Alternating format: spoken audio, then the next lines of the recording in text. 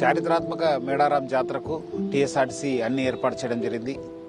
మనము గతంతో పోలిస్తే ఈసారి మనము దాదాపు 6,000 బస్సెస్ని మనము కేటాయించడం జరిగింది. ముఖ్యంగా ఈసారి మహాలక్ష్మి పథకం ఉండడంతో ఎక్కువ మహిళలు, ఆడపిల్లలు, థర్డ్ జెండర్ వాళ్ళు వస్తారని చెప్పి మనము అంచనాతోనే ఈసారి మన బస్సెస్ కావచ్చు, క్యూ లైన్స్ కావచ్చు, పార్కింగ్ ఫెసిలిటీస్ కావచ్చు, అకామిడేషన్ ఫెసిలిటీస్ కావచ్చు, అన్ని కూడా మనం ఎక్కువ చేయడం జరిగింది.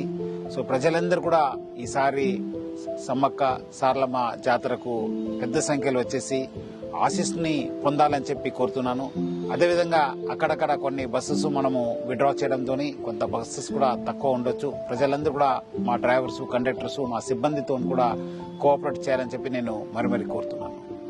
ఈ జాతర వచ్చే భక్తులకు నేను తెలియపరిచేది ఏమంటే, మన బస్సెస్ ద్వారా వస్తే, మా బస్సెస్ లో ప్రయాణిస్తే వాళ్ళు గద్దె దగ్గర దాకా పోవచ్చు. ప్రజలందరూ కూడా కోరుతున్నాను, మా టీఎస్ఆర్టీసీ బస్సులో ప్రయాణించి మీరు చాలా సంతోషంగా, సంభ్రమంగా మన దర్శనం చేసుకుని మీ తిరుగు ప్రయాణం మా బస్ ద్వారా పోవచ్చు.